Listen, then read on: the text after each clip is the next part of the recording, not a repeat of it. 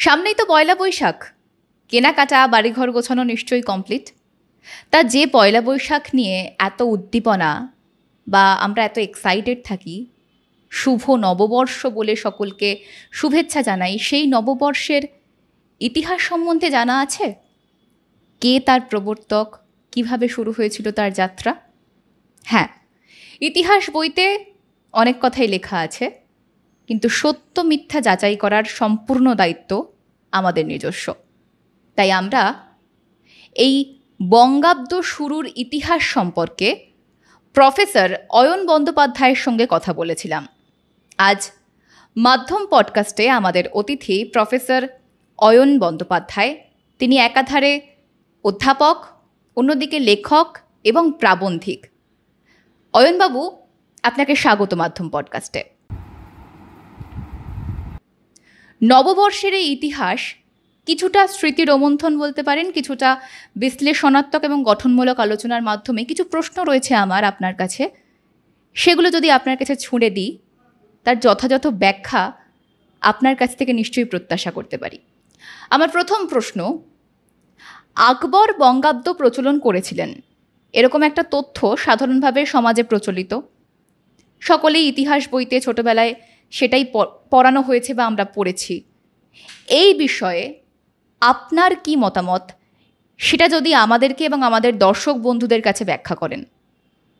আসলে আমরা যখন ছোট ছিলাম বা আমাদের আগের জেনারেশনও যখন ছোট ছিল, যদি মনে করে দেখেন, আমরা কিন্তু পাঠ্য বইতে পড়িনি যে বঙ্গাব্দে প্রণেতা আকবর। বঙ্গাব্দে প্রণেতা কে তা নিয়ে কোনো আলোচনাই কিন্তু কোনো পাঠ্য বইতে থাকতো না, স্কুল লেভেলেও নয়, কলেজ বা ইউনিভার্সিটি লেভেলেও নয় আকবর সংক্রান্ত কোনো জিনিস। এই গল্পটা শুরু হয় অনেক পরে।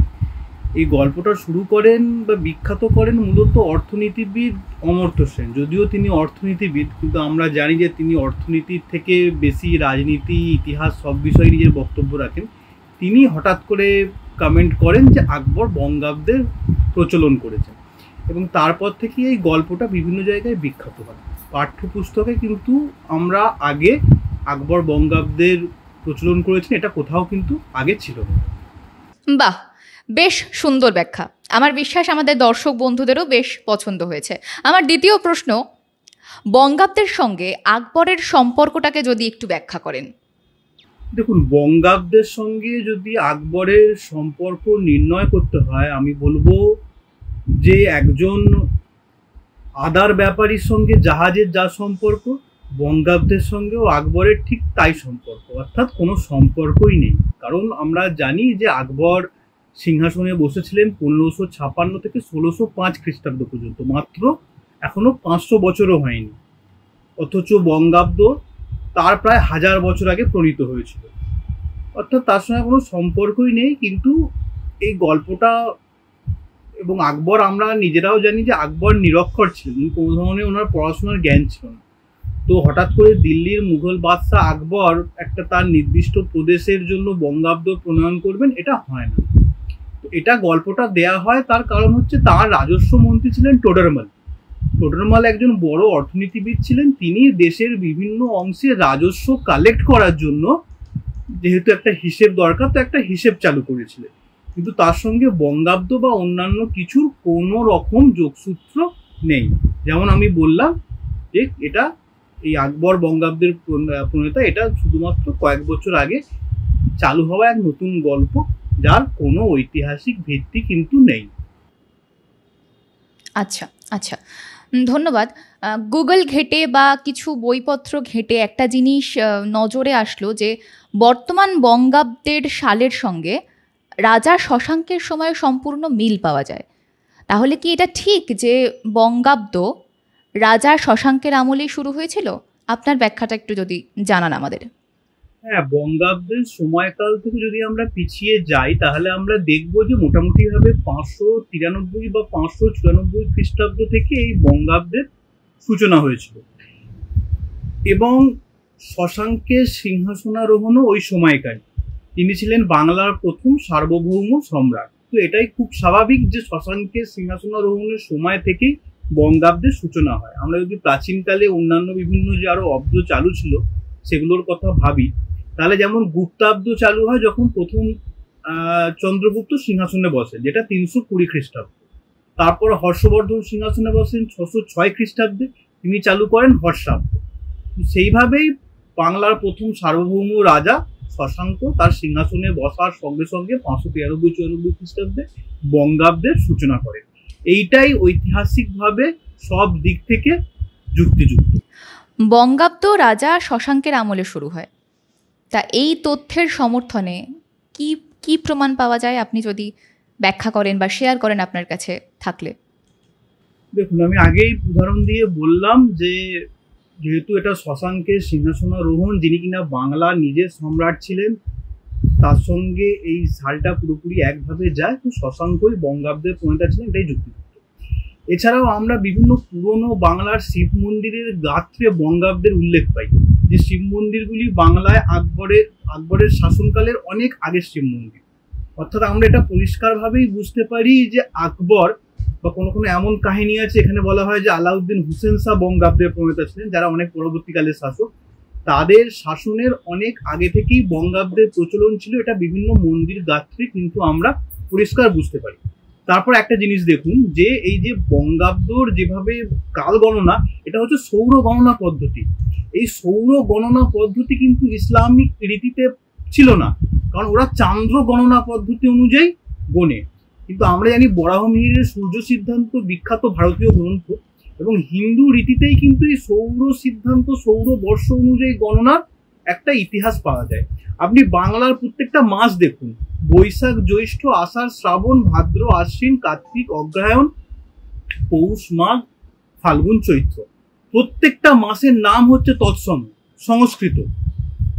আপনি বাংলায় প্রত্যেকটা বার দেখুন, সোমবার থেকে রবিবার অবধি, সোম, মঙ্গল, বুধ, বৃহস্পতি, শুক্র, শনি, রবি, প্রত্যেকটা শব্দ তৎসম সংস্কৃত। এবং এই যে বারগুলোর নাম রয়েছে, এর অনেক বারের নামে হিন্দুরা দেবতার পুজো করে, নবগ্রহের পুজো করে।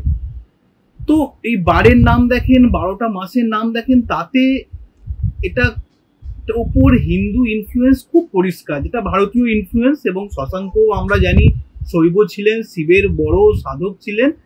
তো শশাঙ্কই যে এই বঙ্গাব্দের প্রণেতা, সেটা আমরা একদম নিশ্চিতভাবে অবশ্যই বলতে পারি। দেখুন, রাজা শশাঙ্ক বাংলার ইতিহাসে এক বিশেষ গৌরবময় চরিত্র। তার অপার বিক্রমের কথা আমরা পড়েছি, হ্যাঁ এটা ঠিক, খুব সীমিত পর্যায়ে তার ব্যাখ্যা রয়েছে। কিন্তু বাংলার ইতিহাসের পাঠ্য বইতে রাজা শশাঙ্ক আজ সম্পূর্ণ উপেক্ষিত। এর পিছনে কি কারণ থাকতে পারে বলে মনে হয় আপনার? দেখুন, এটা তো খুবই দুঃখের বিষয় যে শশাঙ্ক বাংলার প্রথম সার্বভৌম সম্রাট, তার সম্পর্কে খুব বেশি আলোচনা ইতিহাস বইগুলো হয় না বাংলা।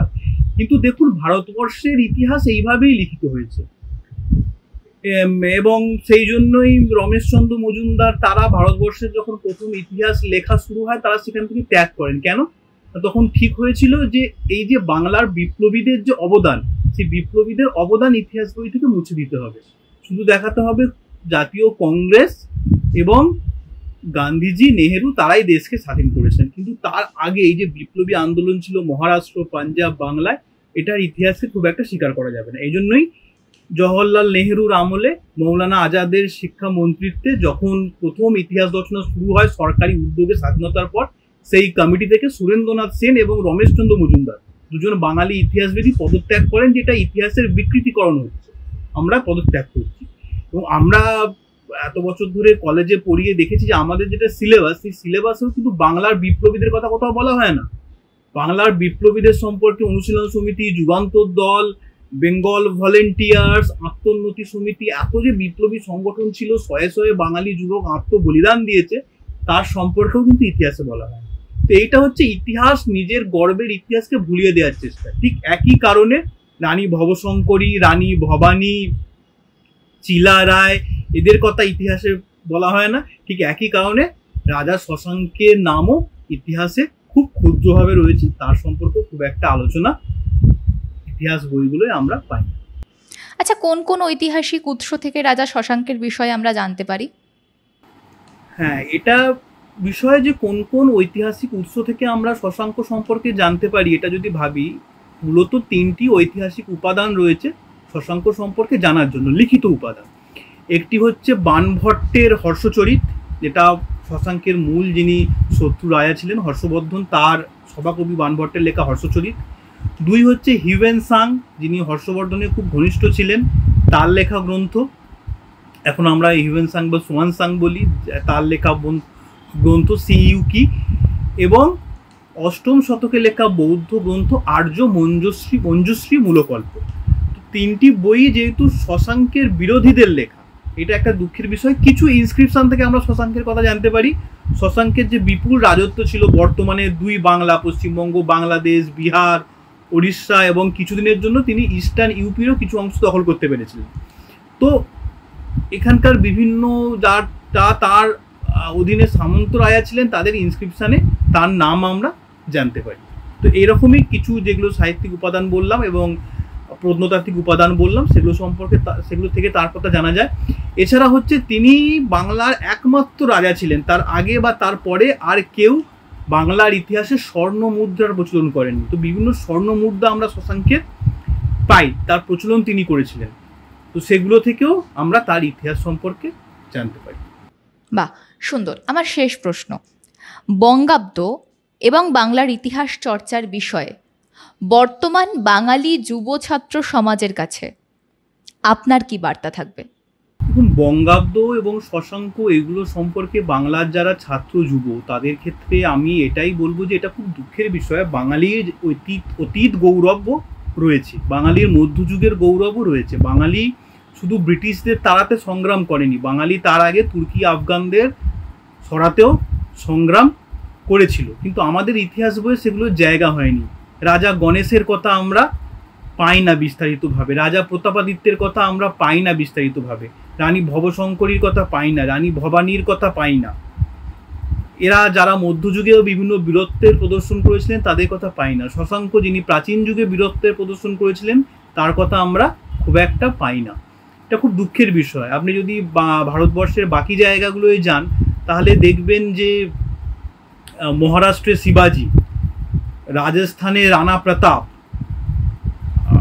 মধ্যপ্রদেশের পশ্চিম দিকে গেলে আহিল্যাবাই হোলকার, জব্বলপুরের দিকে গেলে রানী দুর্গাবতী, বিভিন্ন তাদের হিরো রয়েছে এবং যারা মধ্যযুগের হিরো, যারা তুর্কি আফগান এই শাসনের বিরুদ্ধে লড়াই করেছিলেন। কিন্তু এই হিরোদের কথা কিন্তু বাঙালি ভুলে গেছে, বাঙালিকে সিস্টেমেটিক ওয়েতে তার ইতিহাস বই থেকে ভুলিয়ে দেওয়া হয়েছে।